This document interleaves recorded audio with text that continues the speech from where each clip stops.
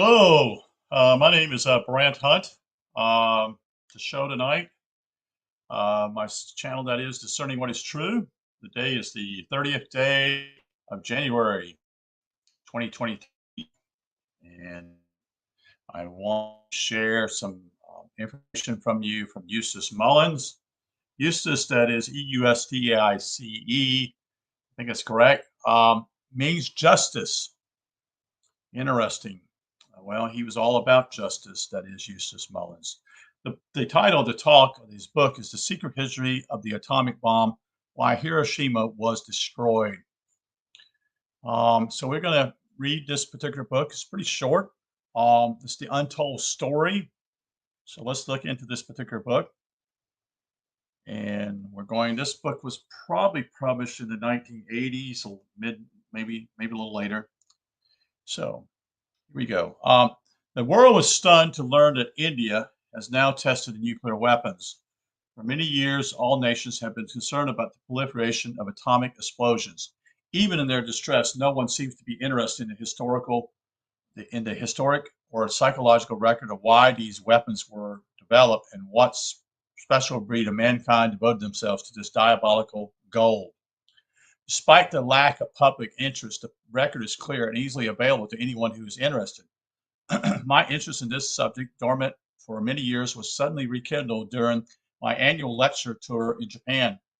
My hosts had taken me to the city of Nagasaki for the first time without telling me their plans. They entered the Nagasaki Atomic Bomb Museum. I thought it would be an interesting experience, but to my surprise, when I walked into the exhibit room, I was suddenly overcome by sadness. Realizing that I was about to burst into tears, I moved away from my companions and stood biting my lips. Even so, it seemed impossible to control myself. I was surrounded by the most gruesome objects, the fingers of a human hand fused with glass, a photograph of the shadow of a man on a brick wall. The man had been vaporized in the explosion. Next section is called New Mission. When I returned to the United States, I knew I had to unearth the sinister figures behind the greatest of human catastrophes. It took many weeks of research to uncover what turned out to be the most far-reaching conspiracy of all time. The program of a few dedicated revolutionaries to seize control of the entire world by inventing the powerful weapon ever conceived or unveiled. It begins in Germany, 1930s. Germany and a number of scientists actually working on the development of the nuclear fission. In both of these countries, their leaders sternly forbade them to continue the research. Although Adolf Hitler said he would never allow anyone in Germany to work on such an inhumane weapon.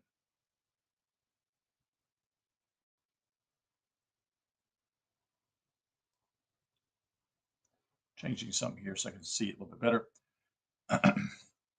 The Emperor of Japan let his scientists know that he would never approve such a weapon. At the time, the United States had no one working on nuclear fission. Disgruntled German scientists contacted friends in the United States and were told that they were a possibility of government support for their work here. As Don Baer, Beyer, tells these immigrants to the United States, push their program. Leo Szilard, that's spelled Szizard, together with his longtime friends and fellow Hungarian physicist Eugene Wegener, Wigner, and Edward Teller, Teller, agreed that the president must be warned fission bomb technology was not so far-fetched. The Jewish immigrants now living in America had personal experience of fascism in America and in Europe. In 1939, the three physicists enlisted the support of Albert Einstein. Letter dated August 2nd, signed by Einstein, was delivered by Alexander Sachs, SHCH, to Franklin Delano Roosevelt at the White House on October 11, 1939. Criminals on display. At the Nagasaki Atomic Bomb Museum, photographs of two men are prominently displayed. Albert Einstein and Robert Oppenheimer, who developed the atomic bomb at Los Alamos Laboratories, New Mexico. Also on display is a statement from General Eisenhower, who was then Supreme Military Commander, which is found in a number of books about Eisenhower, and which can be found on page 426. Eisenhower by Stephen E. Ambrose, Simon & Schuster, New York, 1983. Secretary Award Henry L. Stimson, Stimson, first told Eisenhower of the bomb's existence. Eisenhower was engulfed by a feeling of depression. When Stimson said the United States proposed to use the bomb against Japan, Eisenhower voiced my grave misgivings, first on the basics of my belief that Japan was already defeated and that dropping the bomb was completely unnecessary, and secondly, because I thought that our country should avoid shocking world opinion by the use of atomic weapons. Stimson was upset by Eisenhower's attitude, almost angrily for the reasons I gave. Quick conclude. 3 days later, Eisenhower flew to Berlin, where he met with Truman and his principal advisors. Again, Eisenhower recommended against using the bomb. Again, was ignored. Other books on Eisenhower state that he endangered his career by his protests against the bomb, which the conspirators in the highest level of the United States government had already sworn to use against Japan. Regardless of any military developments, Eisenhower could not have known that Stimson was a prominent member of the Skull and Bones at Yale, the Brotherhood of Death, founded by Russell Trust in 1848 as a bunch of the German Illuminati. Interesting date, isn't it? 1848.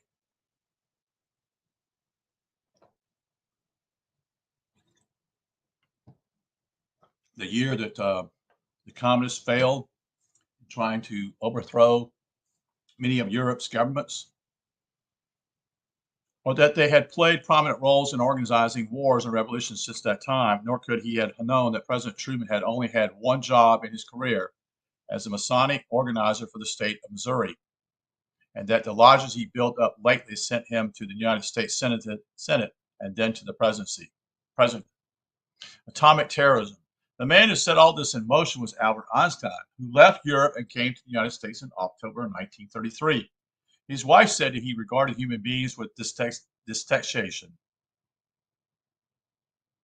He had previously corresponded with Sigmund Freud about his projects of peace and disarmament, although Freud later said he did not believe that Einstein ever accepted any of his theories. Einstein had a personal interest in Freud's work because his son, Edward, spent his life in mental institutions undergoing both insulin therapy and electric shock treatment, none of which produced any change in his condition. When Einstein arrived in the United States, he was feted as a famous scientist and was invited to the White House by President and Mrs. Roosevelt. He was soon deeply involved with Eleanor Roosevelt in her many left-wing causes, which Einstein partly concurs. Some of Einstein's biographies hailed the modern era as the Einstein Revolution and the age of Einstein, possibly because he set in motion the program of nuclear fission in the United States. His letter to Roosevelt requesting that the government inaugurate an atomic bomb program was obviously stirred by his lifetime commitment to peace and disarmament. His actual commitment was to the Zionists, though. Ronald W. Clark mentions in Einstein his life and times in Avon, that's the book, 1971, at page 377. He would campaign with the Zionists for a Jewish homeland in Palestine. On page 460, Clark quotes Einstein again, "As a Jew, I am from today a supporter of the Jewish Zionist efforts." That was in 1919. Einstein's letter to Roosevelt, dated August 2nd, 1939, was delivered personally to President Roosevelt by Alexander Sachs on October 11th. Why did Einstein enlist and immediately to bring this letter to Roosevelt, with whom he was on friendly terms? The atomic bomb program could not be launched without the necessary Wall Street sponsorship. Sachs, that is, a Russian Jew, listed his profession as an economist, but was actually a bagman for the Rothschilds, who regularly delivered large sums of cash to Roosevelt in the White House. Let's see who's paid and bought here. Sachs, a Russian Jew, I'm sorry, got off to a tangent here. Let's see. Sachs was an advisor to Eugene Meyer of the Lazar Freres International Banking House, that's Freres, and also with Lehman Brothers, another well-known banker. Sachs' delivery of the Einstein letter to the White House let Roosevelt know that the Rothschilds approved of the project and wished him to go full speed ahead. The United Nations project. In May of 1945, the architects of post-war strategy, or as they like to call themselves, the masters of the universe, gathered in San Francisco at the Plush Palace Hotel to write the charter for the United Nations. Several of the principals retired for a private meeting in the exclusive garden room. The head of the United States delegation had called this secret meeting with his top aide, Alger Hiss, representing the President of the United States and the Soviet KGB. John Forrest Dulles of the Wall Street law firm of Sullivan and Cromwell, whose mentor was William Nelson Cromwell, had been called a professional revolutionary on the floor of Congress, and W. Avery Harriman, Harriman, whose wife had enormous impact upon Bill Clinton, a planetary extraordinary who had spent the last 2 years in Moscow directing Stalin's war for survival. So you see what kind of company is here. These four men representing the awesome power of the American Republic in world affairs, yet of the four, only Secretary of State Edward Stennis Jr. had a position authorized by the Constitution. Stennis, that is spelled S-T-T-T-I-N-U-S, called the meeting to order to discuss an urgent matter. The Japanese were already privately suing for the peace, which presented a grave crisis. The atomic bomb would not be ready for several more months. We have already lost Germany, Stetson says. If Japan bows out, we will not have a live population on which to test the bomb. What a statement, folks. Wow. But Mr. Secretary, said Alger Hiss, no one can ignore the terrible power of this weapon. Nevertheless, said Stetson, our entire post-war program depends on terrifying the world with the atomic bomb. I'll say that again. Our entire post-war program depends on terrifying the world with the atomic bomb. To accomplish that goal, said John Forrest Dulles, you will need a very good tally. I should say 1 million. Yes, replied Stellis. We are hoping for 1 million tally in Japan. But if they surrender, we won't have anything. Then you have to keep them in the war until the bomb is ready, said John Forrest Dulles. That is no problem, unconditional surrender. They won't agree to that, says Stellis. Oh, this is the reason why. This is why they did this. Wow. Same thing was done to Germany. They're sworn to protect the emperor. Exactly, said John Forrest Dulles. Keep Japan in the war another 3 months, and we can use the bomb on their cities. We will end this war with the naked fear of all the peoples of the world who will then bow to our will. That's John Forrest Dulles, folks. Edward Stennis Jr. was the son of J.P. Morgan's partner, who had been the world's largest munition dealer in the First World War. He had been named by J.P. Morgan to oversee all purchases of munitions by both France and England and the United States throughout the war. John Forrester Dulles was also an accomplished warmonger. In 1933, he and his brother Alan had rushed to Cologne to meet with Adolf Hitler and guarantee him the funds to maintain the Nazi regime. The Dulles brothers were representing their client, Kuhn, Lowe and Company, and the Rothschilds. Alger Hiss was the golden prince of the communist elite in the United States when he was chosen as head of the prestigious Carnegie Endowment for International Peace after World War II. His nomination was seconded by John Foster Dulles. Hiss was later sent to prison for perjury for lying about his exploits as a Soviet espionage agent. He was a Soviet agent, folks, and we knew that. The secret meeting in the garden room was actually the first military strategy session of the United Nations because it was dedicated to his mission of exploiting the world's first atomic weapon on a living population. It also forecast the entire strategy of the Cold War, which lasted 43 years, cost American taxpayers $5 trillion, and accomplished exactly nothing as it was intended to do. Thus, we see that it actually wasted $5 trillion. Thus, we see that the New World Order had based its entire strategy on the agony of hundreds of thousands of civilians burned alive at Hiroshima and Nagasaki, including many thousands of children sitting in their schoolrooms. These leaders had learned from their master Joseph Stalin that no one can rule without mass terrorism, which in turn required mass murder. as Senator Vandenberg, leader of the Republican loyal opposition, was to say, quoting an American Heritage magazine in August 1977, we have got to scare the hell out of them. The next section is called the Jewish Hell Bomb. The atomic bomb was developed at the Los Alamos laboratories in New Mexico. The top secret project was called the Manhattan Project because its secret director, Bernard Baruch, lived in Manhattan. As did many of his other principals, Baruch had chosen Major General Leslie R. Groves to head the operation. He had previously built the Pentagon and had a good reputation among the Washington politicians who usually came when Baruch's beckoning.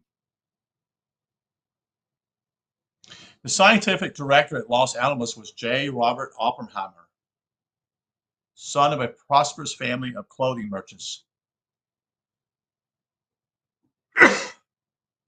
In Oppenheimer, The Years of Risk by James Kunetka, Kunetka, at Princeton Hall, New York, 1982, he writes in page 106, Baruch was especially interested in Oppenheimer for the position of senior scientific advisor. The project cost an estimated $2 billion. No other nation in the world could have afforded to develop such a bomb. The first successful test of the atomic bomb occurred at the Trinity site, 200 miles south of Los Alamos, at 5:29:45 a.m. on July 16, 1945. Oppenheimer was beside himself at the spectacle. He shrieked, "I am become death, the destroyer of worlds," he stated. Indeed, this seemed to be the ultimate goal of the Manhattan Project, to destroy the world. There had been considerable fear among the scientists that the test explosion might indeed set off a chain reaction, which would destroy the entire world. Oppenheimer's exultation came from his realization that now his people had attained the ultimate power through which they could implement their 5,000-year desire to rule the entire world. The buck passes to Truman. Although Truman liked to take full credit for the decision to drop the atomic bomb on Japan, in fact, he was advised by a prestigious group. The National Defense Research Committee, that is consisted of George L. Harrison, president of the Federal Reserve Bank of New York. There's a red flag there. You see who's involved. Dr. James B. Conant, C-O-N-A-N-T, president of Harvard, who has spent the First World War developing more effective poisonous gases, and who in 1942 had been commissioned by Winston Churchill to develop the anthrax bomb to be used on Germany, which would have killed every living thing in Germany. Conant was unable to perfect the bomb before German surrender. Otherwise, he would have had another line to add to his resume. His service on Truman's committee, which advised him to drop the atomic bomb on Japan, added to his previous record as a chemical warfare professional. Allow me to describe him in the papers filed before the United States Court of Claims in 1957. I'll say it again, United States Court of Claims in 57, as the most notorious war criminal of the Second World War. As Gaudier of Germany after the war, he had ordered the burning of my book, The Federal Reserve Conspiracy, 10,000 copies having been published in Germany, the site of the world-famous Passion Play. Also, on the committee were Dr. Carl Compton and James L. Burns. Wow. I know who he is. Wow. From South Carolina. That's who it is. He's a former governor. Acting Secretary of State for 30 years, Burns had been known as Baruch's man in Washington.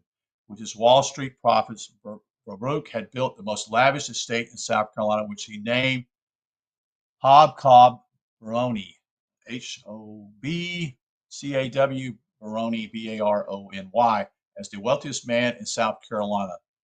This epitome of the carpetbagger also controlled the political purse strings, too. Now Baruch was in a position to dictate to Truman through his man Burns he should drop the atomic bomb on Japan. Continue. Littman stew. Despite the fact that the Manhattan Project was the most closely guarded secret of World War II, one man and one man only was allowed to observe everything and to know everything about the project. He was Littman, L-I-P-M-A-N, Stew, S-I-E-W, a Lithuanian Jew. He had come to the United States as a political refugee at the age of 17. He lived in Boston on Lawrence Street and decided to take the name of William L. Lawrence. Wow, on Lawrence Street, get it. At Harvard, he became a close friend of James B. Conant and was tutored by him. When Lawrence went to New York, he was hired by Herbert Bayard Swope, SWOPE, editor of the New York World, who was known as Bernard Baruch's personal publicity agent. Baruch owned the World, you see. In 1930, Lawrence accepted an offer from the New York Times to become its science editor. He states in Who's Who that he was selected by the heads of the atomic bomb project as a sole writer and public relations. How one could be public relations writer for a top secret project was not explained. Lawrence was the only civilian present at the historic explosion of the test bomb on July 16, 1945. Less than a month later, he sat in the co-pilot seat of the B-29 on the fateful Nagasaki bombing run. Will Japan surrender before the bomb is dropped? That's the next section. There were still many anxious moments for the conspirators who planned to launch a new reign of terror throughout the world. Japan had been suing for peace. Each day it seemed less likely that she could stay in the war. On March 9th and 10th, 1945, 325 B-29s had burned 35 square miles of Tokyo, leaving more than 100,000 Japanese dead in the ensuing firestorm. Are you aware of this, folks? Are you aware of this, what happened? I didn't know that. Of Japan's 66 biggest cities, 59 had been mostly destroyed. 178 square miles of urban dwelling had been burned. 500,000 people died in the fires, and now 20 million Japanese were homeless. Only 4 cities had not been destroyed. That was Hiroshima, Kokura, Kokura, Niigata, I guess is how you pronounce it, Niigata, Niigata, and Nagasaki. Their inhabitants had no inkling that they had been saved as target citizens for the experimental atomic bomb. Major General Leslie Groves, at Bernard Baruch's insistence, had demanded that Quito to be initial target of the bomb. Secretary of War Stimson objected, saying that as the ancient capital of Japan, the city of Quito has hundreds of historical wooden temples and no military targets. The Jews wanted to destroy it precisely because of its great cultural importance to the Japanese people. The horror of Hiroshima. While the residents of Hiroshima continued to watch the B-29s fly overhead without dropping bombs on them, they had no inkling of the terrible fate which the scientists had reserved for them. William Manchester quotes General Douglas MacArthur in American Caesar, Little Brown, that is 1978, page 437. Quoting, there was another Japan, and MacArthur was one of the few Americans who suspected its existence.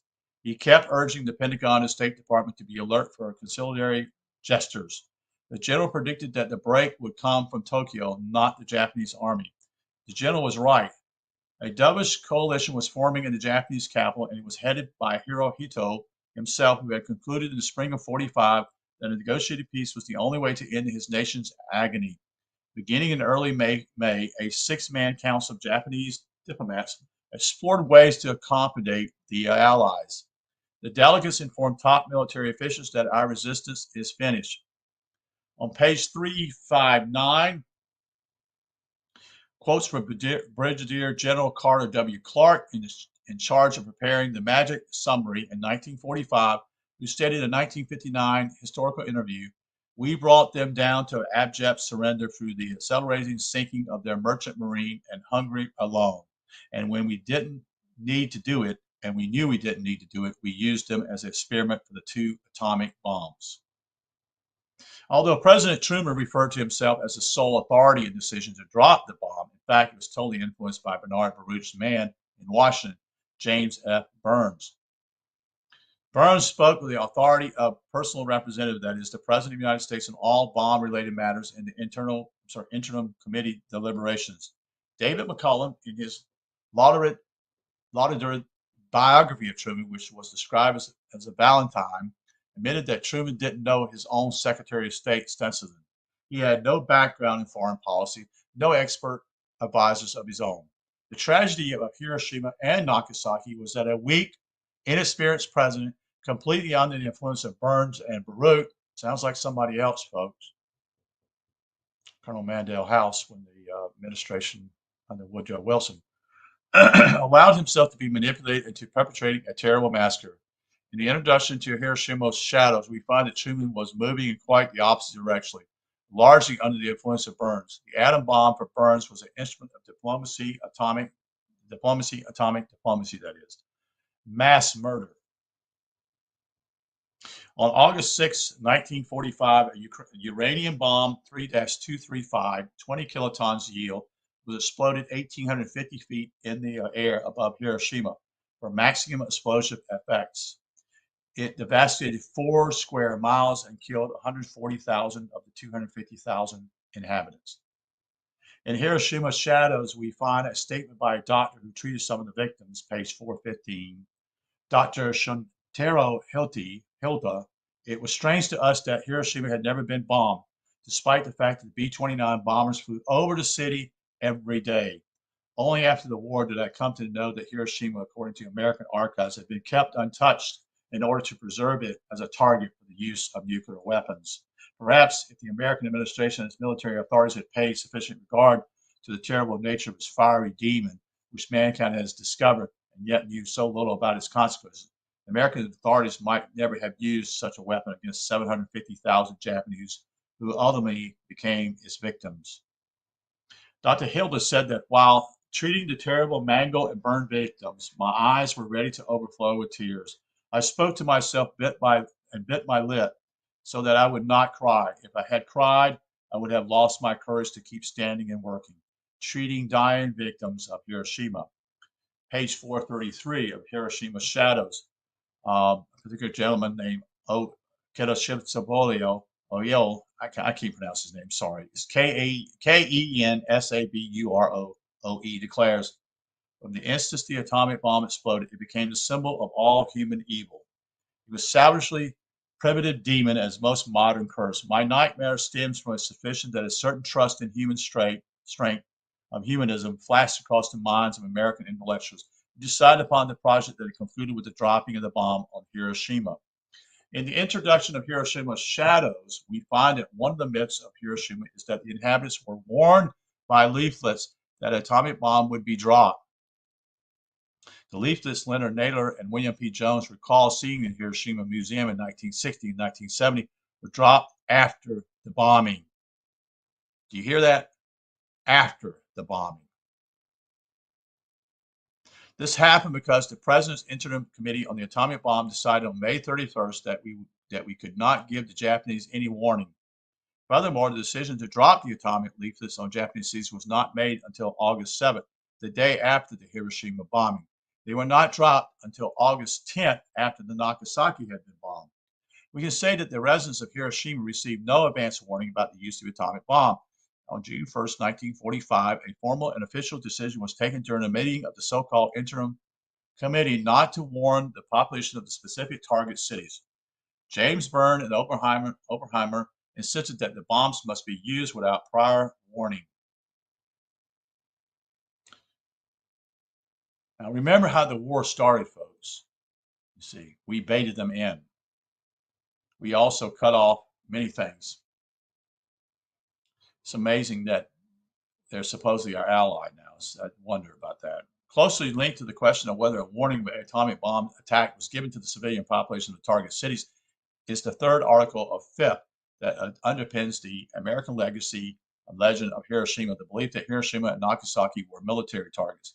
The headquarters of the Japanese Second Army was located in Hiroshima, and approximately 20,000 men, of which about half or 10,000 died in the attack. In Nagasaki, there was about 150 dead among the military personnel in the city. Thus, between the two cities, 4.4% of the total death toll was made up of military personnel. In short, more than 95% of the casualties were civilians. Do you hear that? The same thing that happened in Dresden happened in other German cities also, folks. You know, they didn't even attack people what we would call military objectives, which is basically, I is foolishness. On page 39 of Hiroshima's Shadows, we find that Hiroshima's strictly military damage was insignificant. How are we to reconcile this statement with Harry Truman's boast in Off the Record, the private papers of Harry S. Truman, Harper, 1980, page 304? In 1945, I had ordered the atomic bomb dropped on Japan at two places devoted almost exclusively to war production. In fact, many thousands of Hiroshima casualties were children sitting in their classroom. The bomb was dropped because, page 35, the Manhattan Project managers were lobbying to use the atomic bomb. Burns said in on these meetings, Major General Groves seems to have been the author of the claim that the use of the bomb would save 1 million American lives. Yes, I've heard that. A figure in the realm of fantasy. It's a joke. It's an excuse. Truman himself variously stated that the use of the atomic bomb saved 250,000 American lives, 500,000 lives, and finally settled on the General Groves figure of 1 million American lives saved. Meanwhile, page 64 of William L. Lawrence, who was writing for the New York Times at full salary while also receiving a full salary from the War Department, which is illegal, folks. You cannot be doing, if you're working for the government, you cannot have another job getting paid. As the public relations agent for the atomic bomb, published several stories in the New York Times denying that there had been any radiation effects on the victims of the Hiroshima bombing. That's September 5th, 1945, in which he quotes General Groves' indignant comment, the Japanese are still continuing their propaganda aiming at creating the impression we won the war unfairly, thus attempting to create sympathy for themselves.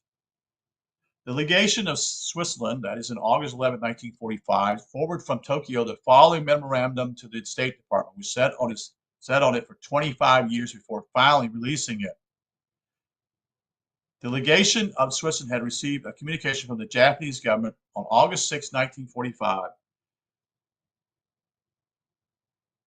American airplanes released on the resident district of the town of Hiroshima bombs of a new type, killing and injuring in 1 second a large number of civilians and destroying a great part of the town. Not only is the city of Hiroshima a provincial town without any protection of special military installation of any kind, but also none of the neighboring regions of town constituted a military objective. So 25 years later, so that's in 1970, the legation of Switzerland was released. The introduction to Hiroshima Shadow concludes that the claim that an invasion of the Japanese home islands was necessary without the use of atomic bombs is untrue. The claim that an atomic warning was given to the populace of Hiroshima is untrue. And the claim that both cities were key military targets is untrue. A pilot story. Collaboration of this statement is found in a remarkable record of Ellsworth Torrey de Carrington, Reflections on Hiroshima's Pilot, page 9, as part of the Hiroshima Atomic Battle Plan by B-29, named Jabbit 3, Captain John Abbott Wilson's third war plane, flew the weather observation mission over the secondary target of Kokura on August 6, 1945.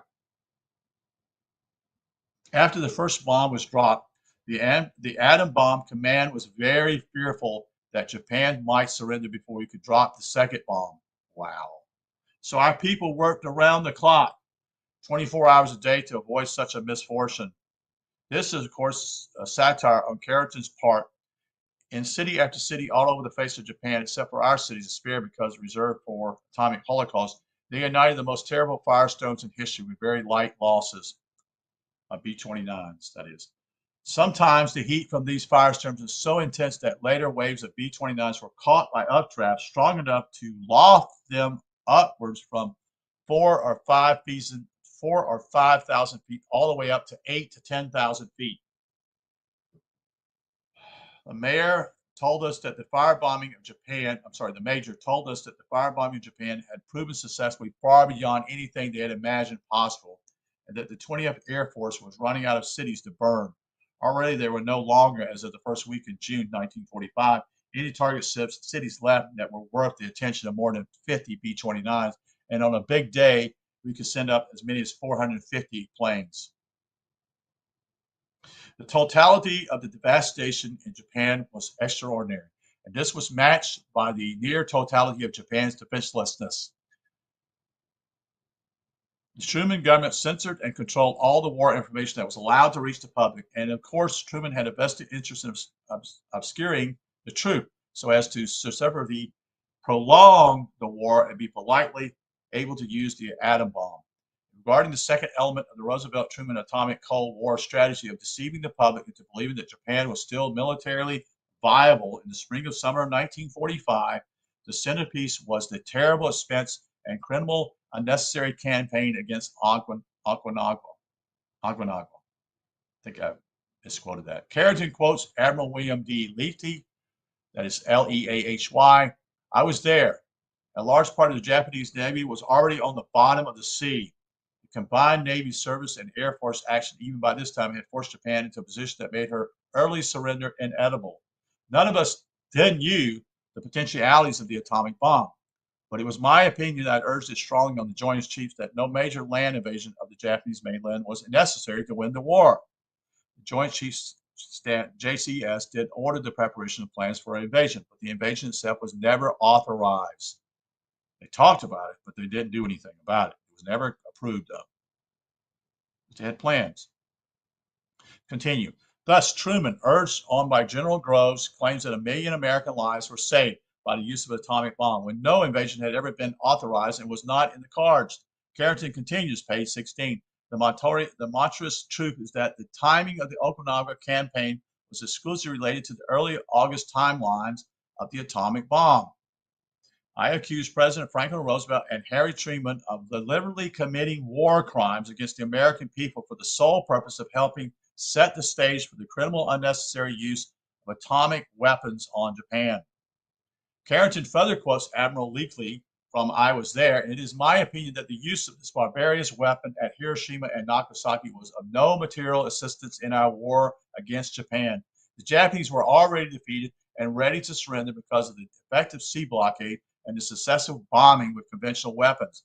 Carrington continues to state, Truman wandered use of atomic weapons left the American people feeling dramatically less secure after winning World War II than they had ever felt before. And these feelings of insecurity had been exploited by unscrupulous Cold War machine politicians ever since. As Senator Vandenberg said, we have to scare the hell out of them in order to browbeat the American people into paying heavy taxes to support the Cold War. Did the atomic bomb win the war against Japan? Admiral William Leahy also stated, I was there. My own feeling is that being the first to use it, that is the bomb, we have adopted an ethical standard common to the barbarians of the Dark Ages. I was not taught to make war in that fashion, and wars cannot be won by destroying women and children. Also, the Office of Strategic Services, that is our internet intelligence operation, reported Japan was considered capitulation. Other messages came in May 18th, July 7th, July 13th, and July 16th. The standing U.S. demand for unconditional surrender directly threatened not only the person of the emperor, but such central tenets of Japanese culture as well. Alpha West also quotes General Curtis Lee May, Chief of the Air Force, page 334. The war would have been over in 2 weeks without the Russians entering and without the atomic bomb. You mean that, sir? Without the Russians and without the atomic bomb? May said the atomic bomb had nothing to do with the end of the war at all. The Nagasaki bomb, the next section. When the Air Force dropped the atomic bomb on Nagasaki with William Lawrence riding in the co-pilot seat of the B-29, pretending to be Dr. Strangelove, here again, the principal target was a Catholic church. The Fall of Japan by William Craig, 1967, by Dow Publishing. The roof and masonry of the Catholic cathedral fell on its kneeling worshippers. All of them died. This church has now been rebuilt and is a prominent feature of the Nagasaki tour. After the terror bombing of Hiroshima and Nagasaki, the victorious Allies moved promptly to try Japanese officials for their war crimes. Wow. From 1945 to 51, several thousand Japanese military men were found guilty of war crimes by the International Military Tribunal, which met in Tokyo, 46 to 48. 28 Japanese military and civilian leaders were accused of having engaged in conspiracy to commit atrocities. The dissenting members of the Tokyo Tribunal, Judge Radhavanadia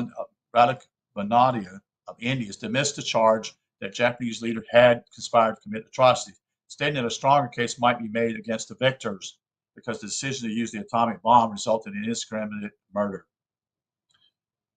In a very popular movie in Japan today is Pride, the fateful moment which shows Prime Minister General Hideo Tojo in a favorable light with 6 others. He was hanged in 1968 as a war criminal. During his trial, his lawyer stated at the International Tribunal for the Far East, Asian version of Nuremberg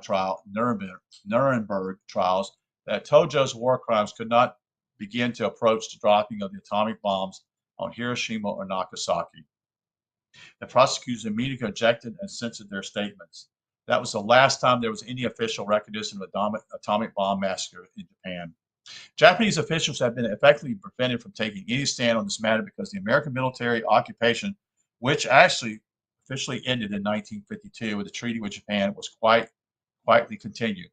Today, 49,000 American troops are still stationed in Japan, and there is no public discussion of the crimes of Hiroshima or Nagasaki. So we're the big bully, folks, but we're being by the other bully. The most authoritative Air Force unit during was the U.S. Strategic Survey, which selected targets on the basis of need and which analyzes the results for future missions. In Hiroshima Shadow, the U.S. Strategic Bombing Survey reported that on July 1st, 1946, states the Hiroshima and Nagasaki atomic bombs did not defeat Japan, nor by the testimony of the enemy leaders who ended the war did they persuade Japan to accept unconditional surrender. The Emperor, the Lord Privileged Seal, the Prime Minister, the Foreign Minister, and the Navy Minister had decided early in May 1945 that the war should be ended even if it meant acceptance on Allied terms. It is the survey opinion that certainly prior to December 1st, 1945, and all probably prior to November 1st, 1945, Japan would have surrendered even if the atomic bombs had not been dropped, even if no invasion had been planned or contemplated, I should say. Both military, political, and religious leaders spoke out against the atomic bombing of Japanese civilians. The Federal Council of Churches of Christ in America issued a formal statement in March of 1946. The surprise bombing of Hiroshima and Nagasaki are morally indefensible.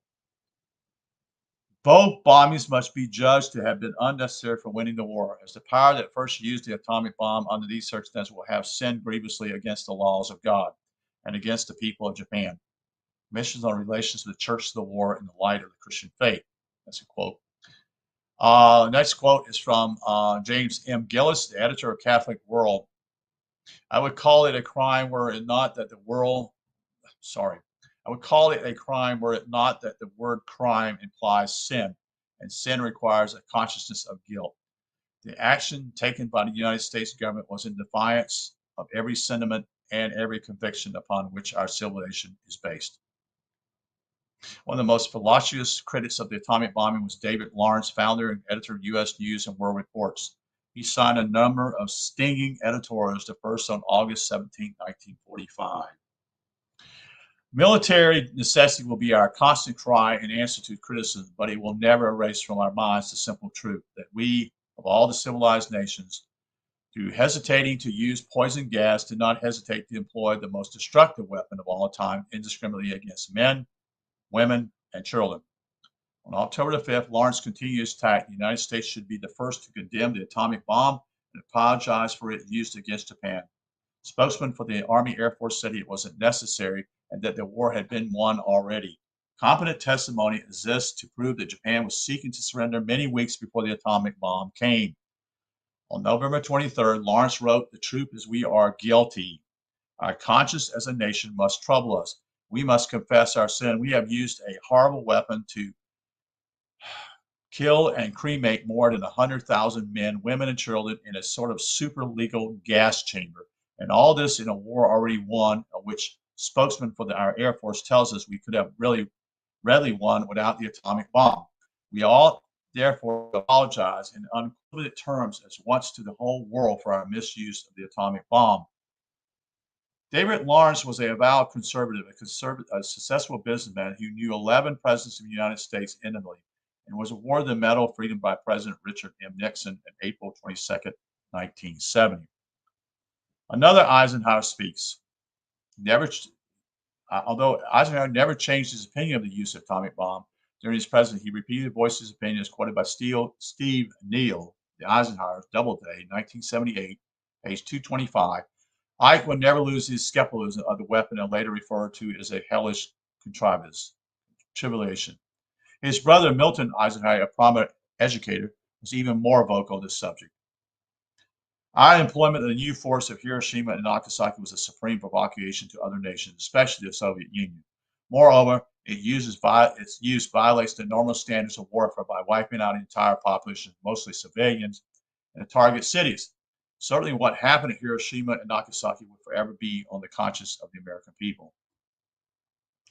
Yeah, I remember being taught all this stuff. That is, we couldn't win the war unless we used this weapon. I was taught this not only in school but also in college. During his presidency, Dwight Eisenhower tried to find peaceful uses for atomic energy. We find that the phrase "atoms for peace" entered the lexicon of international affairs with a speech by Eisenhower before the United Nations, December 8, 1953. Control of atomic energy has now given the New World Order enormous power, and Eisenhower, in his farewell speech to the American people on leaving the presidency in review, warned in the Council of Governments we must guard against the acquisition of unwarranted influences, whether sought or unsought by the military industrial complex. The potential for the disaster rise of misplaced power exists and will persist. By failing to rename the power behind the military industrial complex, the international bankers, Eisenhower left the American people in dark as to he was actually warning them against. To this day, they do not understand what he was trying to say, that the international bankers, the Zionists, and the Freemasons have formed an unholy alliance whose money and power cannot be overcome by righteous citizens of the United States.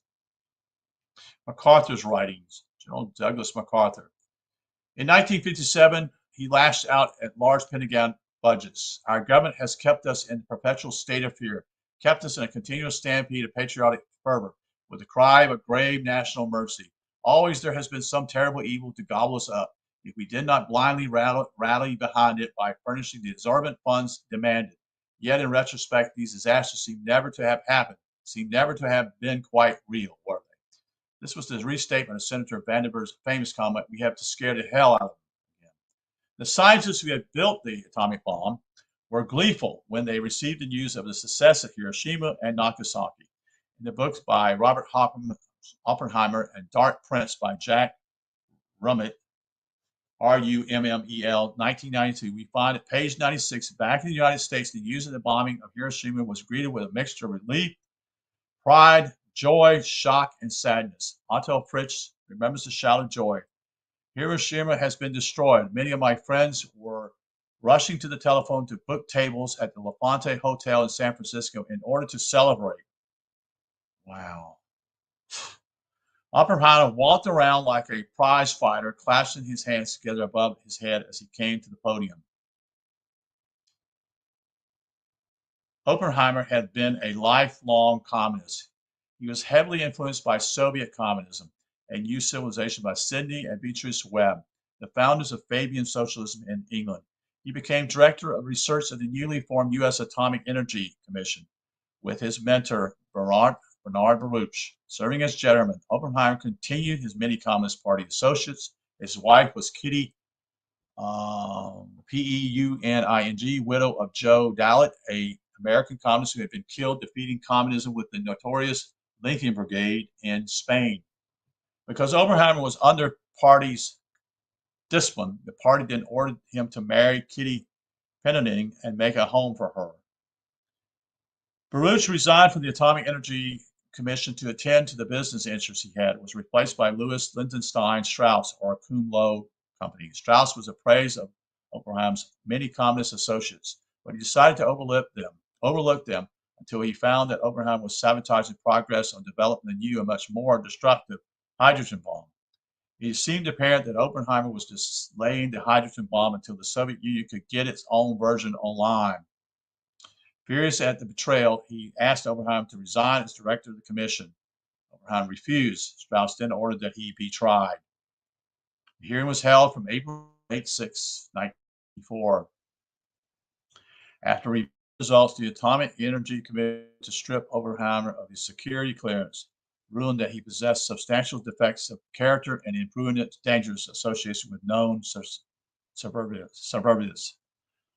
Oberheim retired to Princeton, where his mentor Albert Einstein resided over the Institute for Advanced Studies, a think tank for refugees, geniuses, that is, financed by the Rothschilds to one of their many secret foundations. Oberheim was already a trustee of the institution, where he remained until his death in 1966. The rebirth of Israel. Einstein considered the atomic age merely as a stage for the rebirth of Israel. On page 760 of Einstein, His Life and Times, we find that Abbot Iban, the Israeli ambassador, came to his home with the Israeli consul Reuben Dafnit. He later wrote, Professor Einstein told me that he saw the rebirth of Israel as one of the few political acts in his lifetime which had an essential moral quality. He believed that the conscience of the world should therefore be involved in Israel's preservation.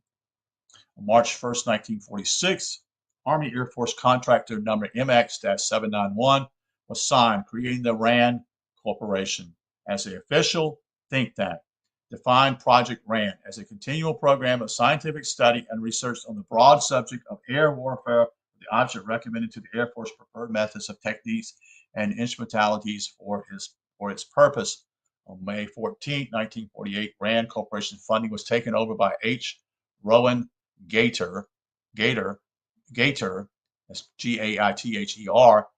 head of the Ford Foundation. This was done because the Air Force has sole control of the atomic bomb. RAND Corporation developed the Air Force and atomic bomb program for the Cold War with the strategy of air command, the missile program, and many other elements of the terror strategy.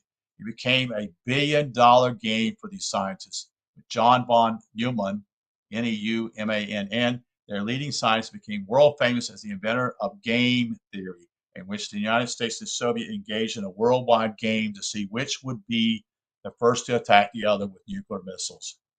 In the United States, the schools held daily bomb drills with the children hiding under their desks.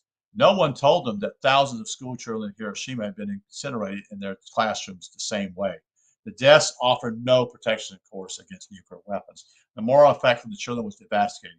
If they were to be vaporized in the next 10 seconds, there seemed little reason to study, marry, and have children, or prepare for a steady job. The demoralization through the nuclear weapons program is an undisclosed reason for the decline in public morality. In 1987, Phyllis Lafarge, publisher of The Strange Love Legacy, The Impact of the Nuclear Threat on Children, chronicles through extended research the moral devastation wreaked on the children by the daily threats of annihilation. She quotes in Freeman Dyson, who states, the world has been divided in two worlds, the world of the warriors and the world of the victims, the children. It was William L. Lawrenson sitting on the co-pilot seat of a B-29 over Nagasaki, and the children waiting to be vaporized below. This situation has not changed. The legal aspects of nuclear warfare. Because Japan was occupied by the U.S. military in 1945, the Japanese government was never allowed any opportunity to file any legal charges about the use of atomic bombs at Hiroshima or Nagasaki. Although Japanese leaders were tried and executed for war crimes, no one was ever charged for the atomic bombing. It was not until 1996 that the World Court delivered an opinion in the use of nuclear weapons. This is based on page 565 of Hiroshima's Shadows. In July 1996, the World Court took a stand in its first formal opinion on the legality of nuclear weapons. 2 years earlier, the United Nations asked the court for advisory opinion. The General Assembly of the United Nations posed a single yet profoundly basic question for consideration.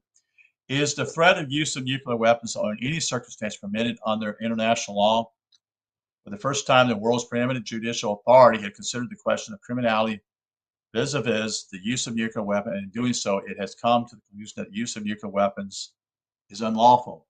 It is also the court's view that even the threat of the use of nuclear weapons is illegal, although there were different concerning the implications of the right of self-defense provided by the Article 51 of the United Nations Charter. 10 of the 14 judges hearing the case found the use of threat to use a nuclear weapon to be illegal on the basis of existing canon of humanitarian law, which governs the conduct of armed conflict. The judges based their opinion on more than a century of treatises and conventions that are collectively known as the Hague or as Geneva laws. Thus, the court ruled that nuclear weapons are illegal under the Hague and Geneva Conventions, agreement which were in existence at the time of Hiroshima and Nagasaki bombings. They were illegal then. and there it's illegal now. Gandhi speaks. Among world leaders who spoke out about the United States' use of atomic weapons in Japan, Gandhi echoed the general climate opinion, page 258. Hiroshima shadows. The atomic bomb has definitely the finest feelings which has sustained mankind for ages. There used to be so-called laws of war which made it tolerable. Now we understand the naked truth. War knows no law except that of might. The atomic bomb brought us an empty victory to the Allied armies. It had resulted for the time being in the soul of Japan being destroyed. What has happened to the soul of the destroying nation is yet to early to see. Truth needs to be repeated as long as there are men who do not believe it. This is based upon Memorial Day, 1998. The cast of characters who were involved. The House of Rothschilds, the international bankers who made enormous profits during the 19th century and used their money to take over governments. Correct. Bernard Baruch, the New York agent of the Rothschilds, who at the turn of the century set up the Tobacco Trust, the Copper Trust, and other trusts for the Rothschilds. He became the gray eminent of the United States atomic bomb program with his lackey, J. Robert Oppenheimer, became director of Los Alamos bomb development, and when his Washington lacquer, James L. Burns, advised Truman to drop the atomic bomb of Hiroshima and Nagasaki. Albert Einstein, lifelong scientist, who initiated the United States atomic bombing program with a personal letter to President FDR in 1939. So this is the bibliography, and that's going to conclude. Let's see if there's anything else here.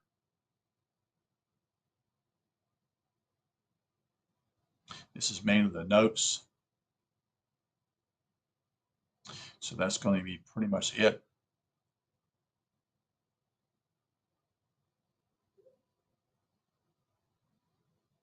So we're going to stop here. Again, this is a book by Eustace Mullins, The Secret History of the Atomic Bombs. Of the atomic bomb, not bombs. Well, I guess it was plural, the bombing of Hiroshima and Nagasaki. Thank you for being here. Thank you for watching. Hope you enjoyed it. Again, hope you have eyes to see and ears to hear. Thank you for listening. You take care. Have a good night.